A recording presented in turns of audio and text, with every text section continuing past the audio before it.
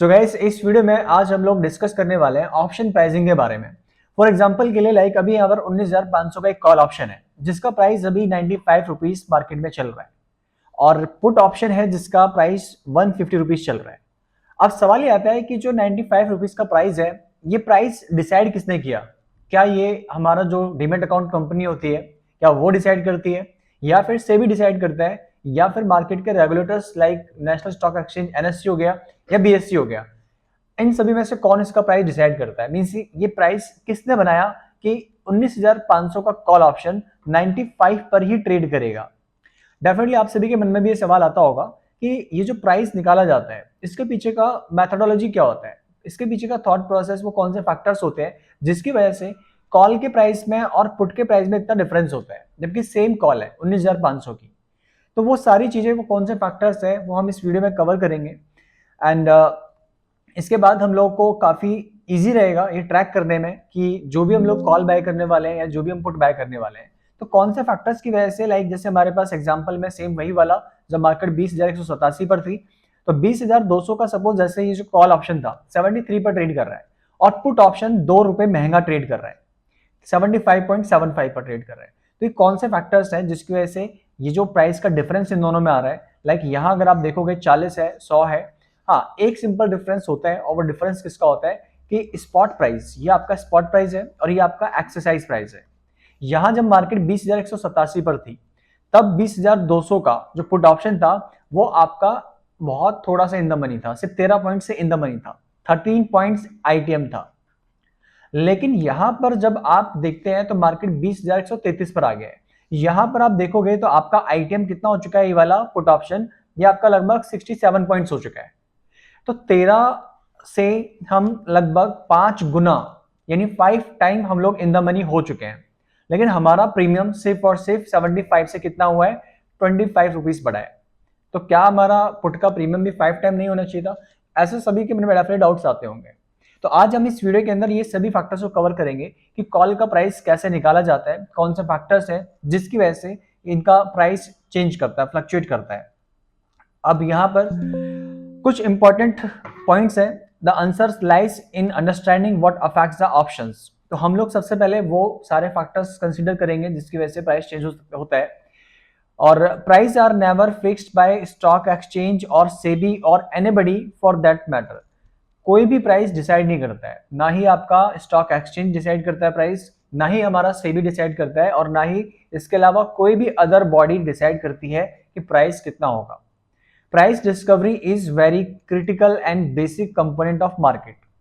देखो, efficient market उसी को कहा जाता है जहां पर ऑप्शंस का जो प्राइस होता है वो एक्यूरेटली, जितना मैक्सिमम हम इसको एक्यूरेटली एकदम परफेक्ट निकाल सकते हैं, परफेक्टली ट्रेड करेगा। अगर बहुत ज्यादा प्राइस का डिफरेंस है, जरा सा भी मार्केट ऊपर नीचे हिलने से प्राइस बहुत ज्यादा ऊपर नीचे हो जाता है, तो उस मार्केट को इनएफिशिएंट कहा जाता है। तो एफिशिएंट मार्केट की खासियत ये है कि प्राइस डिस्कवरी जो होती है, जो बहुत क्रिटिकल टास्क है, उसको एफिशिएंटली परफॉर्म करती है। Stock exchange only provide platform for where buyers and sellers meet.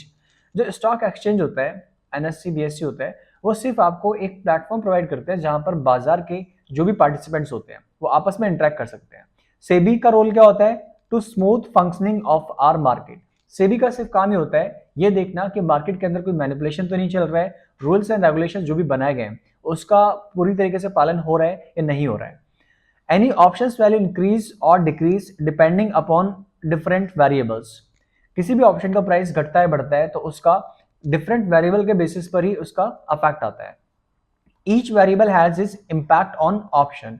हर एक वेरिएबल का अपना एक अलग इम्पैक्ट है हर ऑप्शन प्राइस के ऊपर।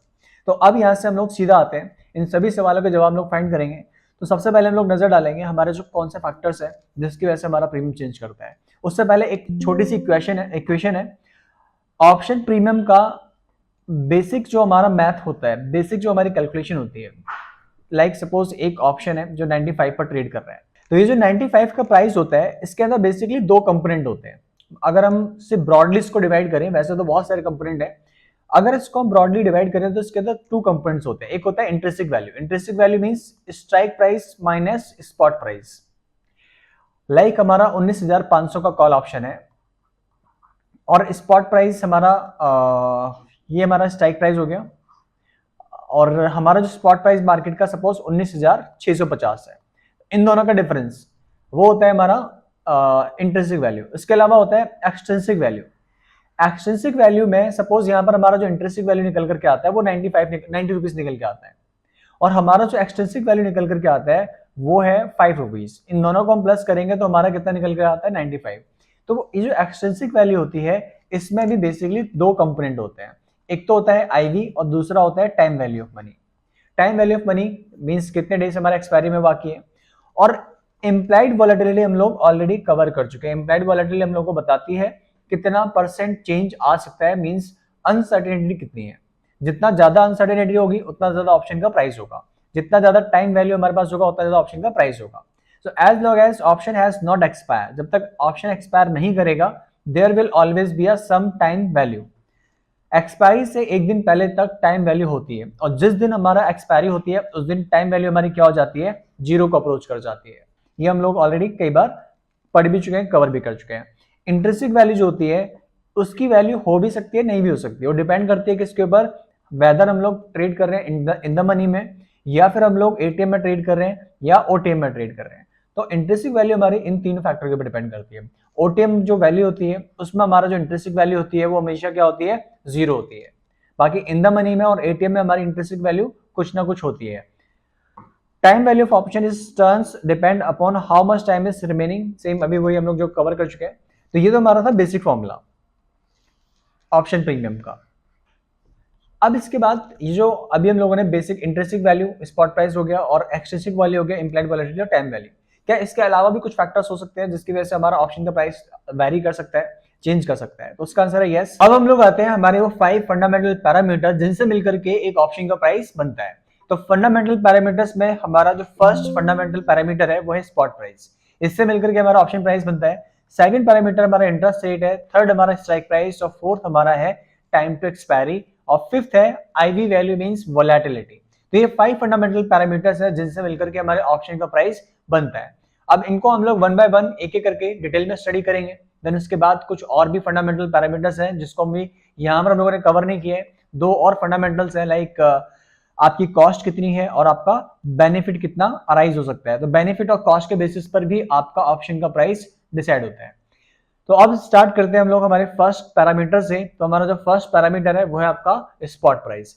फॉर एग्जांपल के लिए यहाँ पर हमने एक एग्जांपल लिया है, निफ्टी सपोज 18,850 से बढ़ के 19,000 हो जाता है, यानी कि निफ्टी हमारा कितना बढ़ गया, निफ्टी हमारा यहाँ पर 450 पॉइंट बढ़ गया है।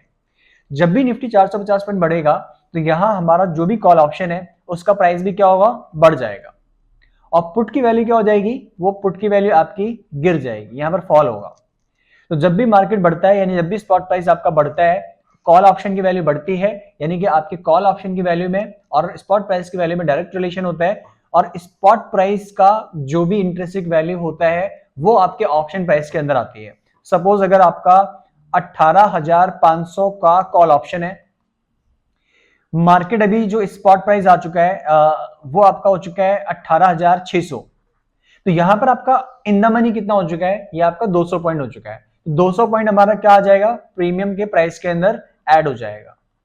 जितना जितना ज्यादा ये आपका इन द मनी होता जाएगा, जैसे जैसे आपका स्पॉट प्राइस बढ़ता जाएगा वैसे वैसे आपका प्रीमियम का प्राइस क्या होता जाएगा, बढ़ता जाएगा। तो प्रीमियम के प्राइस में सबसे फर्स्ट जो फंडामेंटल जो आता है, जो पैरामीटर है जिसकी वजह से आपका प्रीमियम प्राइस डिसाइड होता है, वो है आपका स्पॉट प्राइस। जितना हम इन द मनी जाएंगे उतना कॉल की वैल्यू बढ़ेगी, और पुट ऑप्शन की वैल्यू क्या हो जाएगा, डिके करेगा, वैल्यूज की गिरेगी। ये हमारा फर्स्ट फंडामेंटल पैरामीटर। इसके बाद सेकंड हमारा जो फंडामेंटल पैरामीटर है वो है आपका स्ट्राइक प्राइस। स्ट्राइक प्राइस से हमारा ऑप्शन का प्राइस डिसाइड होता है। When Nifty is at 70,562, जब निफ्टी 17,562 था तो एक कॉल ऑप्शन था जिसका स्ट्राइक प्राइस था 17,600, will trade a higher price than a call option with the same maturity but strike price is 70,700। तो यहां पर कहने का मतलब ये है कि जितना ज्यादा स्ट्राइक प्राइस आपका छोटा होगा, स्ट्राइक प्राइस जितना ज्यादा आपका छोटा होगा उतना ज्यादा आपके प्रीमियम की वैल्यू क्या हो जाएगी, ज्यादा हो जाएगी, क्योंकि वहां पर आपकी इंट्रिंसिक वैल्यू बढ़ेगी। तो स्ट्राइक प्राइस का और आपके ऑप्शन के प्रीमियम के प्राइस का इनवर्स रिलेशन है, नेगेटिव रिलेशन है। अगर आपका स्पॉट का प्राइस गिरेगा, सपोज आपका स्पॉट का प्राइस 17,500 हो जाता है, या फिर और छोटा कर देते हैं 17,400 हो जाता है, और आपके पास अभी यहाँ पर 17,600 का स्ट्राइक का कॉल ऑप्शन है, तो ये अब आपका आउट ऑफ द मनी हो गया। यहाँ पर अब आज की जो कॉल की वैल्यू होगी 17,600 की, वो आपकी गिरेगी। तो इन सिंपल सेंस यहाँ पर हम लोग सिर्फ इतना याद रखना है कि स्ट्राइक प्राइस जितना ज्यादा छोटा होगा, उतना ज्यादा प्रीमियम का प्राइस बढ़ेगा। तो ये हमारा नेगेटिव रिलेशन है। This is because intrinsic value is progressively lower for higher strike price of call. Higher strike price, जितना ज्यादा स्ट्राइक प्राइस होगा उसकी हमारी इंट्रिंसिक वैल्यू उतनी ज्यादा बढ़ेगी। मींस डिफरेंस यहाँ पर जितना ज्यादा होगा, spot price minus exercise price means आपका स्ट्राइक प्राइस। और इसी तरह से आपका जो पुट का जो ऑप्शन का प्राइस है, वो आपका क्या होगा, पॉजिटिवली रिएक्ट करेगा। सपोज एग्जांपल के लिए हम लोग एक बार काम करते हैं, वापस से आते हैं और मार्केट का जो स्क्रीनशॉट हमने लिया हुआ है उसके ऊपर एक बार हम लोग वापस आते हैं। फॉर एग्जांपल के लिए हम लोग यहाँ वापस मार्केट के स्नैपशॉट पर आ चुके हैं। 20,133 मार्केट है, ये आपका स्पॉट प्राइस है। स्पॉट प्राइस आपका ये है, और ये आपका क्या हो चुका है, ये आपका स्ट्राइक प्राइस है। अब 20,200 का जो स्ट्राइक प्राइस है, उसका आपके पुट की वैल्यू कितना है, 100 है। अब अगर यहां पर आप देखोगे 20,250 वाले स्ट्राइक प्राइस पर अगर आप जाओगे, अगर आप स्ट्राइक प्राइस बड़ा करोगे, तो यहां पर आपका प्रीमियम का प्राइस भी क्या हो जाएगा, बढ़ जाएगा। क्यों? क्योंकि मार्केट जो है जैसे जैसे गिरेगा, वैसे वैसे आपका ये जो एक्सरसाइज प्राइस है वो डीप इन द मनी होगा, इसका प्राइस बढ़ता जाएगा। तो यहाँ पर मार्केट सेम है, कांस्टेंट है, स्थिर है। जैसे जैसे आप यहाँ पर स्ट्राइक प्राइस और बढ़ाते जाओगे, वैसे वैसे आपका प्रीमियम का प्राइस बढ़ता जाएगा पुट ऑप्शन में। लेकिन यहाँ पर आपका उल्टा हो रहा है। आप अगर यहाँ पर मार्केट अभी 73 मार्केट अभी 20,187 है, कॉल का प्राइस 73 है, 20,200 का स्ट्राइक प्राइस है। यहाँ आप जितना ज्यादा बड़ा स्ट्राइक प्राइस करोगे, उतना ज्यादा प्रीमियम आपका क्या हो जाएगा, गिरता जाएगा। रिमेनिंग अदर फैक्टर्स कांस्टेंट, हम बाकी फैक्टर्स को कांस्टेंट मान के चल रहे हैं। तो जो पुट ऑप्शन होता है उसका रिलेशन जो प्रीमियम के साथ होता है वो पॉजिटिव होता है। स्ट्राइक प्राइस बढ़ेगा तो प्रीमियम का प्राइस क्या हो जाएगा, बढ़ेगा। स्ट्राइक प्राइस हमारा बढ़ेगा तो प्रीमियम का प्राइस हमारा क्या हो जाएगा, गिरेगा। इनवर्स रिलेशन है। तो ये एक फैक्टर है जो मिलकर के हमारा क्या बनाता है, प्रीमियम का प्राइस। और सेम एग्जांपल यहां पर हम लोगों ने इसका लिया हुआ है। आप लोग एक बार वीडियो को पॉज करके इसको एक बार रीड करोगे तो इसका सिंपल सेंस में वही है अभी हम लोगों ने जो प्रैक्टिकली समझे हैं। इसके बाद हमारा जो नेक्स्ट फैक्टर है, जो मिलकर के जो पैरामीटर जिसके बेसिस पर हमारा प्रीमियम का प्राइस डिसाइड होता है, वो है आपका वोलेटिलिटी, जिसको हम लोग आईवी के नाम से भी जानते हैं। तो एक प्रीमियम का प्राइस जो बनता है उसके अंदर वोलेटिलिटी का फैक्टर भी कंसिडर किया जाता है। क्योंकि हाई वोलेटिलिटी का मतलब क्या हो गया, हाई वोलेटिलिटी मींस हो गया आपका हायर द अनसर्टेनिटी, कि मार्केट का प्राइस हो सकता है कि उतना ज्यादा फ्लक्चुएट करे। जितना ज्यादा आईवी वैल्यू होगा, जितना ज्यादा वोलेटिलिटी होगा, उतना ज्यादा प्रीमियम का price in the money out of the money जाने के चांसेस ज्यादा होते हैं, और इसी के बेसिस पर उसका प्राइस भी डिसाइड किया जाता है। It affects both call and put option in the same way. Volatility call हो गया या पुट हो गया, दोनों की वैल्यू को सेम वे के अंदर क्या करती है, अफेक्ट करती है। Higher the volatility of the underlying stock, higher the premium, because there is a greater possibility that the option will move in the money during life of the contract. IV value है और यहां पर आपका premium है। IV अगर आपकी 10 से बढ़कर के 11 हो जाती है तो आपका प्रीमियम जो 80 पर ट्रेड कर रहा था वो आपका कितने पर हो जाएगा, 90 पर हो जाएगा। IV वैल्यू बढ़ेगी तो आपका प्रीमियम का प्राइस बढ़ेगा। अभी प्रीमियम का प्राइस आपका कॉल भी हो सकता है या पुट भी हो सकता है।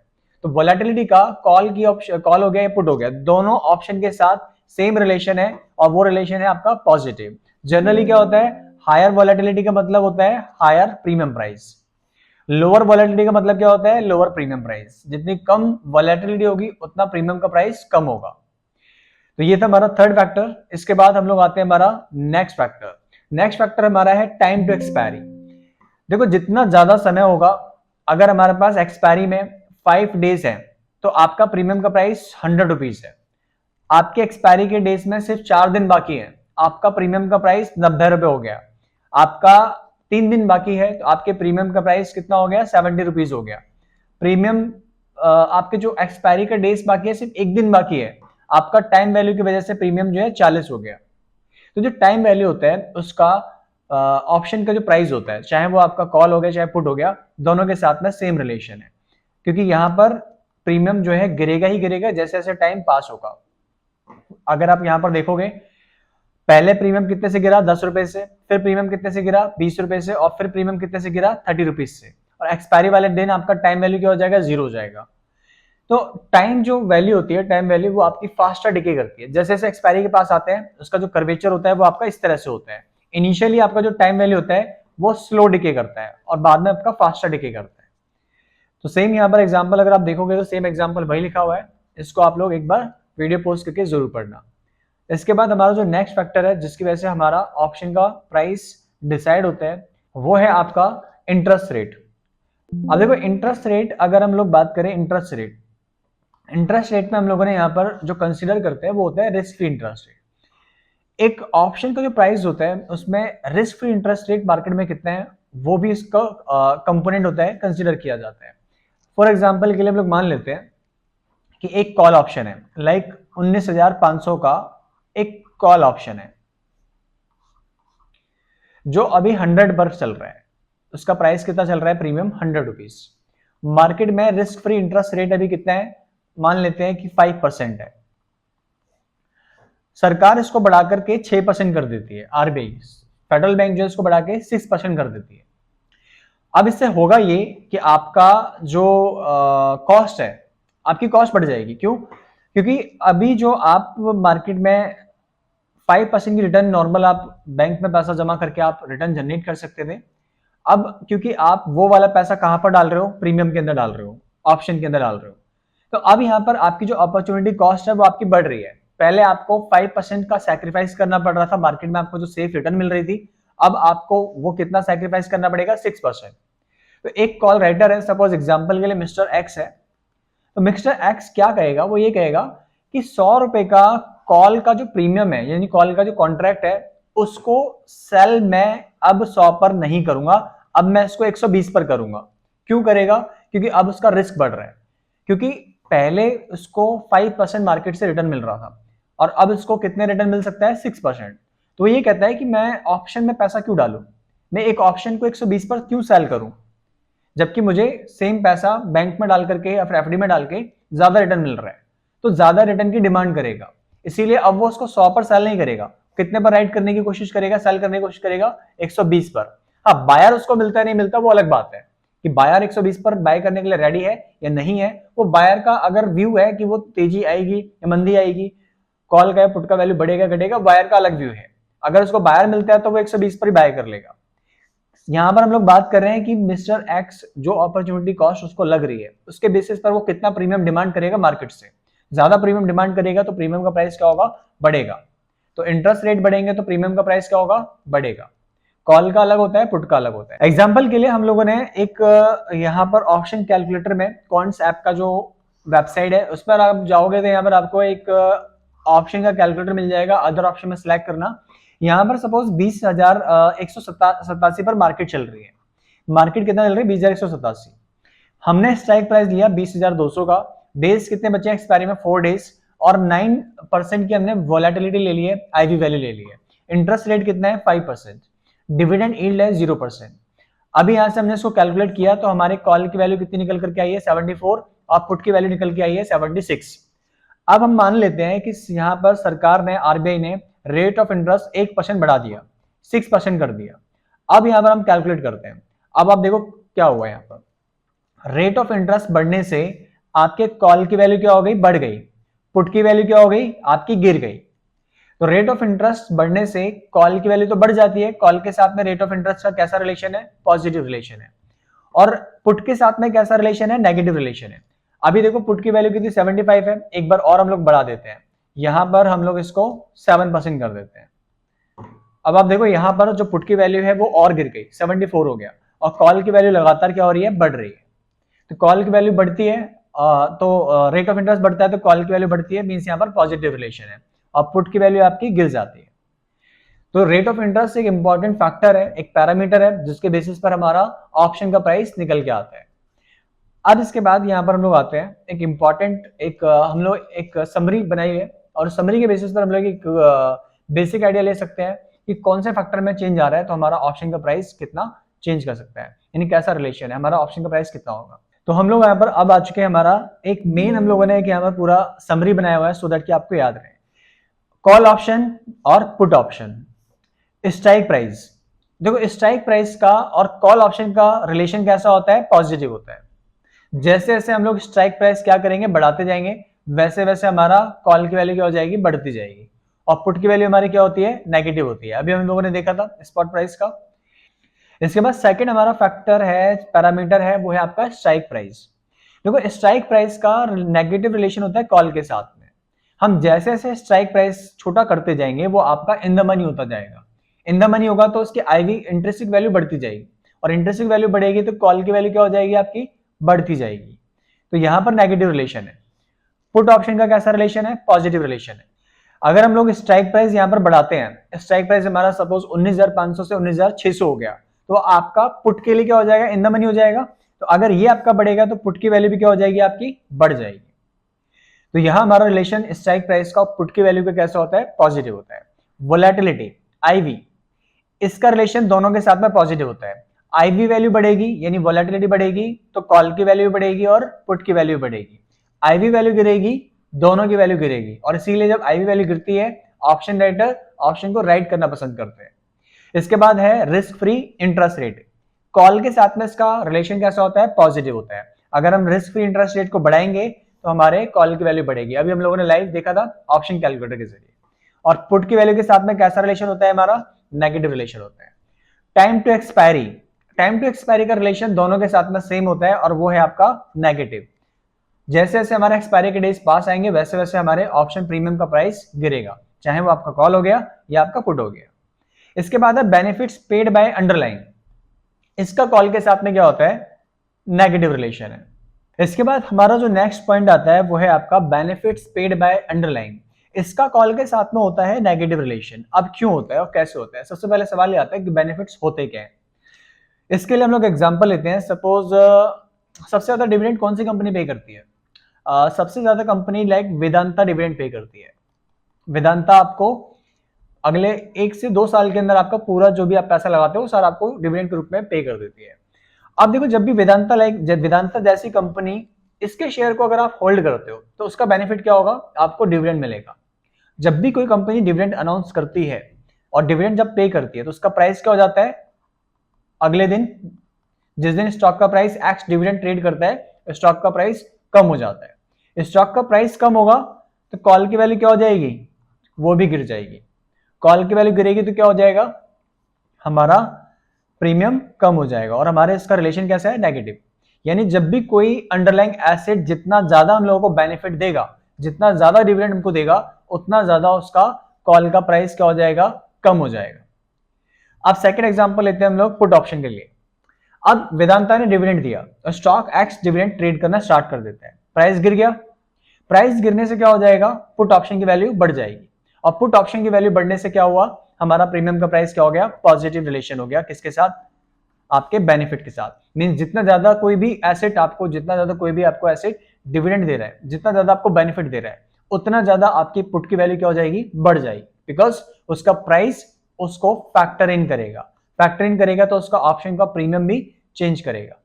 तो ये एक इंपॉर्टेंट फंडामेंटल है जिसकी वजह से हमारा ऑप्शन का प्रीमियम डिसाइड होता है। इसके बाद लास्ट हमारा है cost of holding the asset. इसका रिलेशन कॉल के साथ पॉजिटिव होता है। अब ये होता क्या है, देखो वैसे तो अगर आप फॉर एग्जांपल अगर आप कोई कमोडिटी में ट्रेड करोगे, वहां पर अगर आप इसको देखोगे तो नेगेटिव होता है उसका रिलेशन। बिकॉज अगर आप कमोडिटी फिजिकल डिलीवरी लेते हो तो उसको होल्ड करने की कॉस्ट आपकी बढ़ती है, उतनी ज्यादा कॉस्ट आपकी आती है। जैसे सपोज आप स्टोरेज कॉस्ट बढ़ेगी आपकी, उसकी इंश्योरेंस कॉस्ट बढ़ेगी, हैंडलिंग कॉस्ट बढ़ेगी, ट्रांसपोर्टेशन कॉस्ट बढ़ेगी। बट यहाँ पर अभी हम लोग किसके बारे में बात करें, ऑप्शन। ऑप्शन को होल्ड करने का आपका कॉस्ट का बेनिफिट कैसा हो सकता है, उसका रिलेशन कैसा हो सकता है। इसको हम सिंपल वर्ड में सीधा सीधा रिलेट करेंगे रिस्क फ्री इंटरेस्ट रेट से। रिस्क फ्री इंटरेस्ट रेट को ही हम लोग अपॉर्चुनिटी कॉस्ट भी बोलते हैं और इसी को cost of holding the underlying भी बोलते हैं। तो अगर रिस्क फ्री इंटरेस्ट रेट यानी रिस्क रेट ऑफ इंटरेस्ट बढ़ेगा 5% 6% हुआ तो आपके कॉल ऑप्शन की वैल्यू क्या हो गई थी, बढ़ गई थी। क्योंकि ऑप्शन राइटर ज्यादा प्रीमियम डिमांड करेगा, वो कम में नहीं बेचेगा। ज्यादा क्यों डिमांड करेगा, क्योंकि वो रिस्क ज्यादा ले रहा है। और ज्यादा रिस्क अगर ले रहा है तो ज्यादा डिमांड करेगा प्रीमियम का, तो कॉल का प्रीमियम क्या हो जाएगा, बढ़ जाएगा, और पुट का प्रीमियम क्या हो जाता है, गिर जाता है। तो ये था रिलेशन हमारा कॉल ऑप्शन पुट ऑप्शन के साथ फंडामेंटल पैरामीटर्स का। और हम लोग जो भी ऑप्शन ट्रेड करते हैं वो किस में ट्रेड करते हैं, हम लोग अमेरिकन ऑप्शन या यूरोपियन ऑप्शन, हमारे इंडिया के जितने भी ऑप्शन है वो ज्यादातर यूरोपियन ऑप्शन के बेसिस पर है। तो ये तो थे हमारे रिलेशन, और किस तरह हमारा जो ऑप्शन का प्राइस है वो निकाला जाता है, वो कौन से पैरामीटर्स है जो हमारे ऑप्शन के प्राइस को मिलकर के बनाते हैं। अब इसके बाद एक नेक्स्ट इंपॉर्टेंट सवाल ये आता है कि ऑप्शन प्राइसिंग के जो मेथड्स हैं हमारे इंडिया में जो फॉलो किए जाते हैं उसका क्या मेथड है, कौन से मेथड्स के बेसिस पर हमारा ऑप्शन का प्राइस निकाला जाता है, इन सभी फैक्टर्स को कंसीडर करके वो हम लोग पढ़ेंगे नेक्स्ट वाले वीडियो के अंदर, जिसमें हम लोग मॉडल्स के बारे में पढ़ने वाले हैं। ऑप्शन प्राइसिंग मॉडल्स कितने तरह के होते हैं और हम इनका एक्चुअल में इस्तेमाल करके किस तरह से क्या वो मेथड रहेगा, क्या वो फॉर्मूला है जिससे हम लोग इसका प्राइस निकालेंगे। तो आज के लिए फिलहाल इस वीडियो में इतना ही, अब हम नेक्स्ट वीडियो में मिलेंगे और डिटेल में हम डिस्कस करेंगे option pricing models. Thank you so much.